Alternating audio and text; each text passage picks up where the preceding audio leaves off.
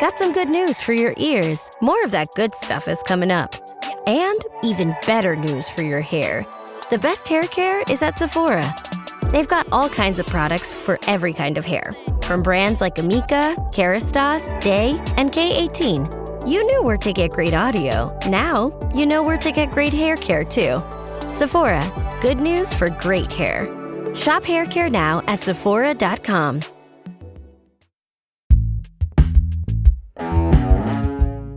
Today on CityCast Boise. Outdoor clothing brand Wild Rye is one of the fastest growing companies in Idaho. But now, thanks to mounting tariffs, the founder is in survival mode, trying to keep her business from unraveling. We're exploring what's at stake when local small businesses get caught in international trade crossfire and what we lose if they can't hold on. It's Monday, July 28th. I'm Lindsay Van Allen, and this is what Boise's talking about. Today, I'm talking with Cassie Abel, CEO of Wild Rye, an outdoors clothing brand for women based in Ketchum. Thanks so much for being here today, Cassie. Thanks for having me. Now, before we dive into this conversation, I've got some exciting news to kick off your week. We're launching something brand new, and I've been so excited to share it with you. Today, we're officially introducing CityCast Boise Neighbors, our new membership program for people who love Boise and want to be part of making it even better. You've been listening to our podcast, reading our Hey Boise newsletter, and sharing it with your friends. Thank you. Now I want to invite you to become a CityCast Boise neighbor. Just go to membership.citycast.fm. Neighbors get some pretty great perks too, like ad-free podcast episodes, a curated weekly guide to the best things to do around town, invites to exclusive members-only events, and you've heard our recommendations, but now you will get the chance to shout out your favorite businesses or nonprofits. Boise's changing quickly. Being a neighbor means you're in the know, not playing catch up. It's just $10 a month or $100 per year because I love a deal. And it supports our team as we bring you thoughtful content like this tariff conversation that keeps you connected every day. Become a founding CityCast Boise neighbor. Head to membership.citycast.fm. Our goal this week is to get 40 members, and right now we're at 37. Shout out to our early birds, Lisa P., Dave M., and Lydia S. Thank you so much. Want to hear your name next? Head to membership.citycast.fm.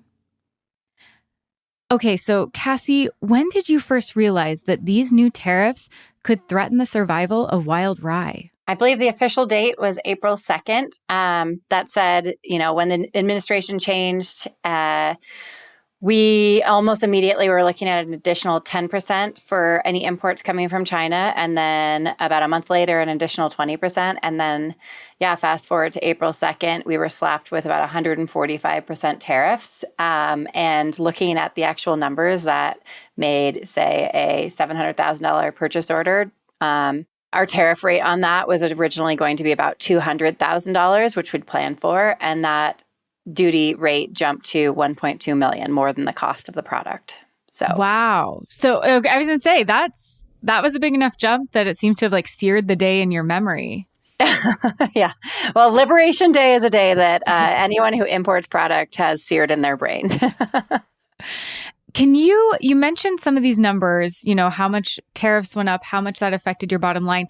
Can you walk us through the math a little bit? How much these tariffs change your costs, what your costs were going to be, and then how much that will impact your business or impact the cost for consumers? For sure. Honestly, what we're looking at today is very much so still in flux. We have no idea what our tariffs are going to be and when those are going to change because things have been changing so much, so fast, and so erratically. But if we take it back to prior to the administration's reduction in tariffs for China specifically from 145% to 30% for the 90 days that we're currently in. And historically, our duties have been on average between 20 and 30%, depending on the actual classification of each individual style. And so those HTS classifications range from 7 to about 32%, depending on the style. We've been up against a 7.5% tariff on all imports from China since the previous time Trump was in office. So that's all, rates that we have factored in.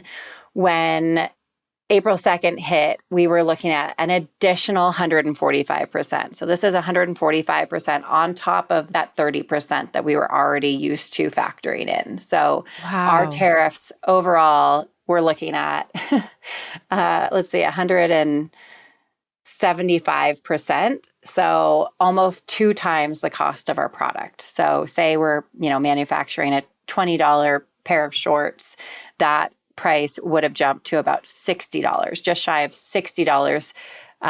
Before we're talking about, marking up for wholesale, marking up for retail, like the baseline cost of that product was around $60 from $20. Wow. And so just to give listeners an idea, what would you have to do with your pricing to manage a jump like that? Or like what is the least amount you could raise the price of your products but still cover your cost, pay employees, everything you need to do? I mean, realistically, it would price people out of our product. Like it would price our product to a level that, no one could afford our product anymore. Because, the way typical product pricing comes into play is you have your landed costs, which say on this $20 t-shirt FOB becomes about $25. So then you double that price for wholesale pricing, that becomes about a $50 product. And then you double that for the actual price to the consumer. So then, that product that was supposed to be sold to customers for $100, that becomes, let's say, $60, $120, $220. Wow. So it would more have than more double. than double the cost of the product in order to maintain any semblance of healthy margins. Wow. And you've said that this has been one of the hardest years of your career, and you've weathered COVID, inflation, supply chain issues. Why do these tariffs feel so different than anything else you've seen so far? Because it feels like they're being done to us, first of all, and small businesses in particular are being hit extra hard. And that's because we only sell in the US. And so we import product to the US and we only sell to US customers. Multinational brands are selling, they're able to absorb some of these tariffs through selling to Europe, selling to Canada, selling to Asia, selling to the other countries and the other markets that they sell to. For a brand like us, we can't absorb any of these tariffs through and gradually raise prices the way that larger brands can. So we're not only is this being, sort of inflicted and really hitting small businesses hard, we're looking at our competitors who sell globally, aren't going to have to raise their prices as much. And so as a small brand, our margins are already razor thin. We're not yet a profitable business. We are working really hard towards profitability, but this is setting us back so far. So, and then frankly, the uncertainty, the constant whiplash of, tariffs are here, tariffs are there, they keep changing. And, long story short, we tried to manufacture in the US when we launched. We started as a USAID made brand. We know it doesn't work for our style of product. We don't have the supply chain. We don't have the infrastructure. We don't have the mills. We don't have the machinery. We don't have the skilled labor. That just doesn't exist here. So asking small brands to move their production back to the US it's just not a solution. That's something that I hear people say, well, if it's, if manufacturing is going to be so expensive with these tariffs, just bring manufacturing back to the US. Is that, I'm not necessarily hearing that from small business owners. Is that a functional solution at all? Or is that just people saying something that just really doesn't work, especially for your business? It's something that really doesn't work. If you're manufacturing t-shirts, yes, totally can bring them back to the US. That is what our textile industry is set up to produce in the US. And, I'm making a blanket statement, but by and large, it's just really not an option for any brand that's looking to, produce highly technical product at scale. The costs are significantly higher. We still have to import all of our fabrics. Those fabrics don't exist in the US. There are no mills that are producing highly technical fabrics that work for, chamois shorts, for compression shorts, or ski outerwear. those mills are all in Asia. So you're paying duties on top of that, plus adding the high cost of US cut and sew. And the quality goes down. And so we're asking people to pay this high price with like a lower quality product. And it just doesn't, the math doesn't math. Yeah. I hadn't realized that none of that is even made here. So yeah, asking you to do that is like, hey, wave your magic wand and just make all of these huge production lines suddenly appear. That doesn't seem very functional to me. No, we, like I said, we tried to manufacture in the US. China was the only country that would produce low enough quantities for a small brand to produce outside the US at that stage. Like it was our only option.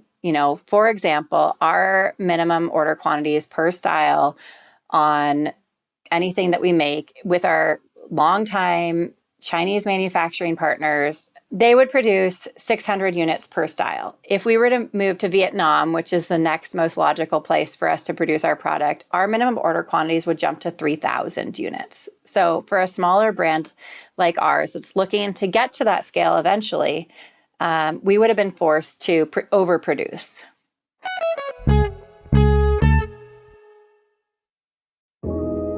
Hey, it's your host, Lindsay, dropping in to tell you about CityCast Boise Neighbors, our new membership program. We're calling it CityCast Neighbors because we've met our listeners and you're the kind of people who care about this city, want to know what's going on, and how to make it a better place. You're the neighbors we need. And we're offering some pretty great benefits too.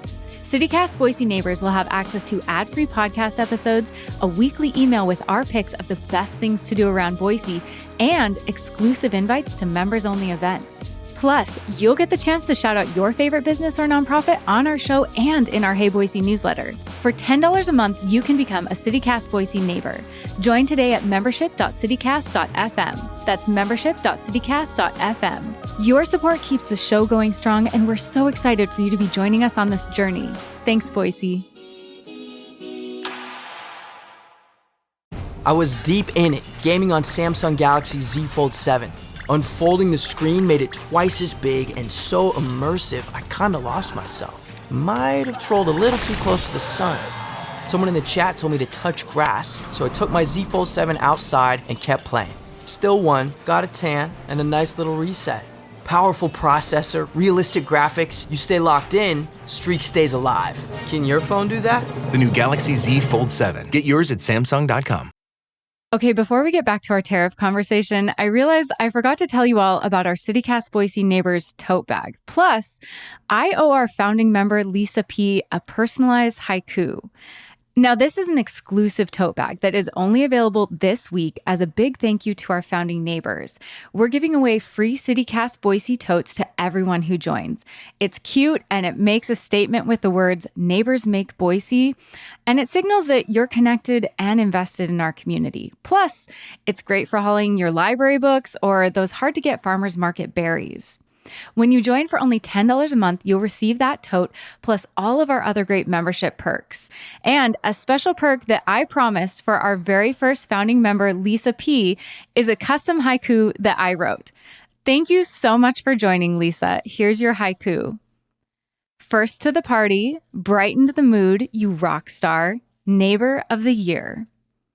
If you want to be our next neighbor, head to membership.citycast.fm. So, Cassie, before the break, you were telling me about all of the complicating factors at play here for small businesses like yours in just trying to get a product manufactured, getting it to the market, that's hard enough. And then these tariffs are just throwing additional roadblocks into this really delicate process. Is that how it feels? Yes, you are 100% right. And, in the last 90 days, we've certainly explored what other countries make sense to manufacture our product. And, we're building relationships with factories all over the world. But with the constant changing of tariff rates, there's no way to make smart decisions or long-term decisions. And, we start our development process about 2 years in advance of product actually coming to market. So we're making decisions now for 2027. And given the volatility and the unpredictability that we're up against right now, we can't justify starting from scratch with a new factory in Vietnam or Cambodia or even Europe with the concern that there's going to be a tweet coming out that I'm mad at, the president of France, all of the EU is going to be hit with a 40% tariff right now. That's what we're up against right now, is just this insane volatility with zero predictability. Well, and it sounds like you've explored manufacturing in other countries. You've explored trying to find materials, source materials from other places, or find ways to keep prices affordable for people, trying to keep your supply line going, trying to manage this uncertainty. Are there any other options that you feel like you could explore to try to protect your business or manage the current volatility and the tariffs? Is there anything else viable that you're exploring right now? That is a very good question. I would say we are exploring literally everything. And what's going to end up being successful is, your guess is as good as mine right now. Building a business and a scaling business in uncertain times is the hardest thing that any founder or leader is up against right now, especially if you're in manufacturing. We've had to make some really tough decisions, like, implementing hiring freezes, telling our team that they shouldn't expect raises for the foreseeable future, just trying to protect our cash at all costs, because without knowing exactly how much cash we're going to owe as our product comes in the next couple of months, we have to ensure that we have enough cash on hand to just get that product through customs, because we have to pay all of those duty rates ahead of selling any of the products. So, we sell through REI, for example, and, we have very large purchase orders with them, but we're having to cough up the cash for all of their product 60, 90 days before we see a dime from them. So, the other creative solution that we're working on is we've actually opened up a equity crowd raise. So, opening up ownership opportunities to our community in order to raise cash to get through this. It's insanely frustrating because we're one of the top 10 fastest growing companies in the state of Idaho right now. We're one of the fastest growing brands in the outdoor industry in particular. And so the brand, aside from all this tariff nonsense, is thriving. And so we just want to get through this hump and get back to scaling and get back to focus on the growth and the good work that we're doing out there. But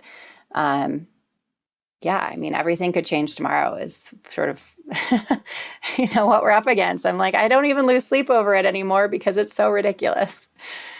I can't even imagine how it feels to have built something successful, one of the largest growing companies in this entire state, and then you're still just fighting to exist because of these tariffs. I can't imagine how that feels. You did something successful and it still is so uncertain.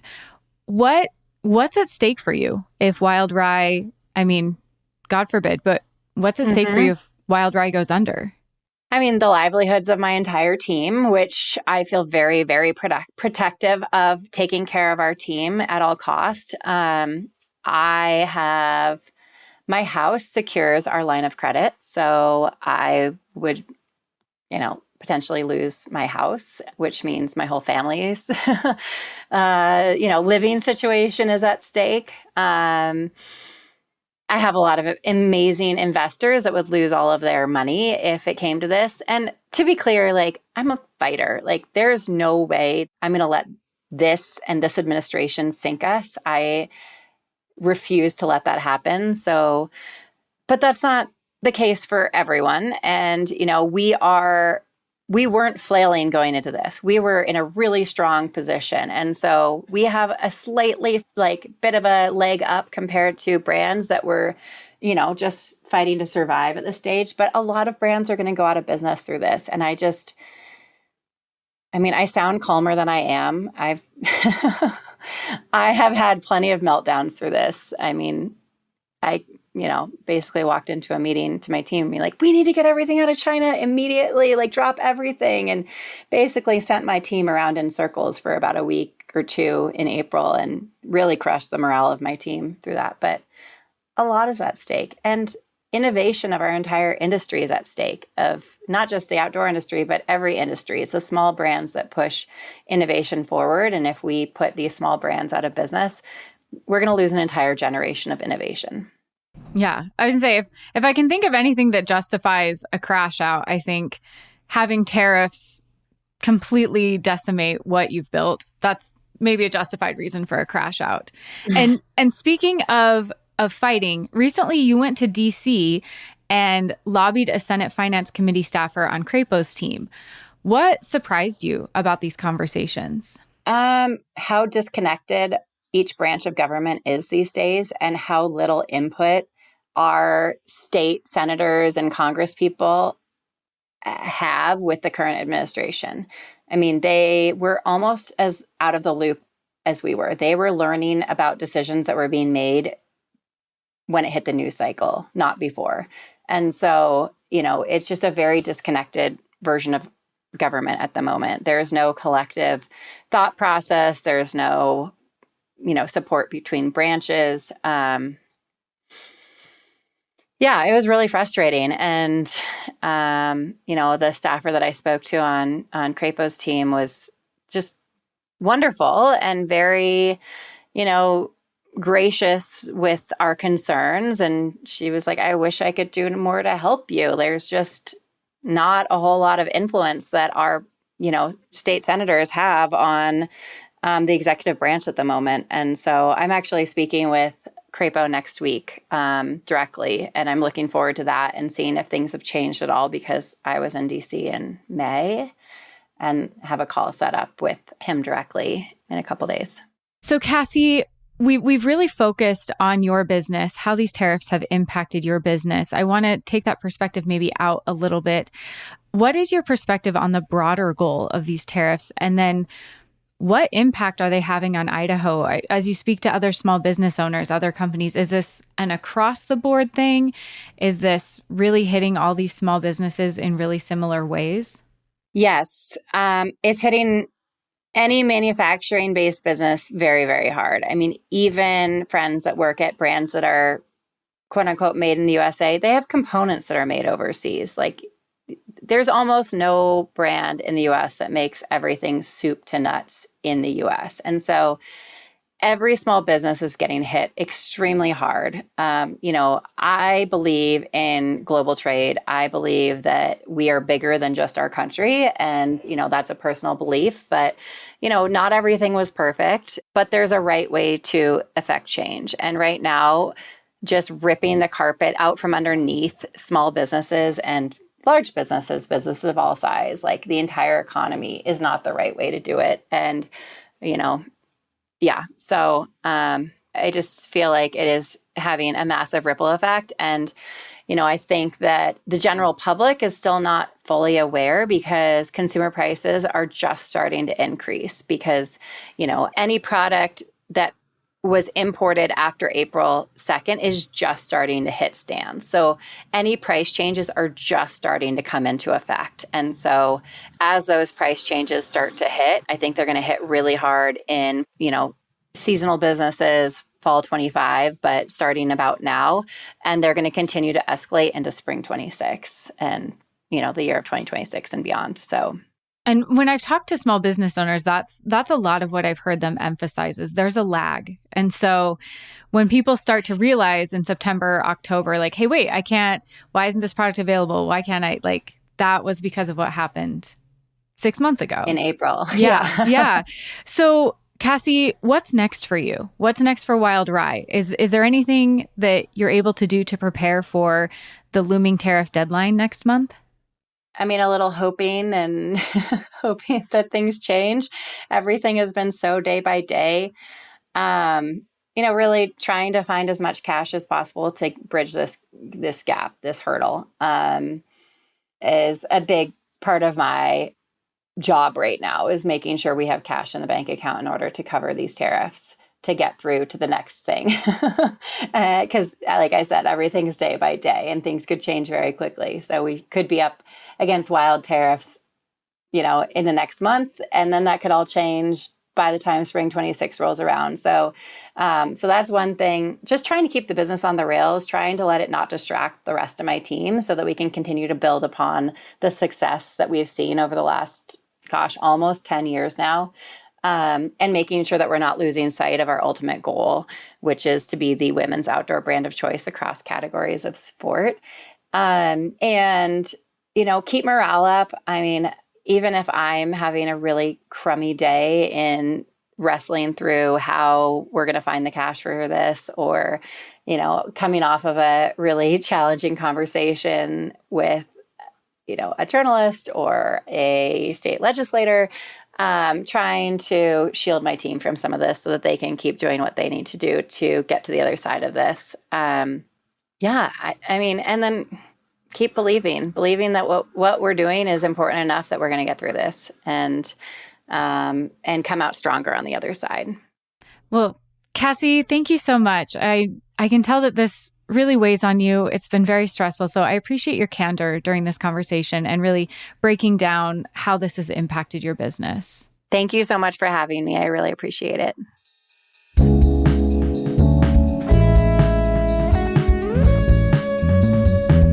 That's all for today here on CityCast Boise.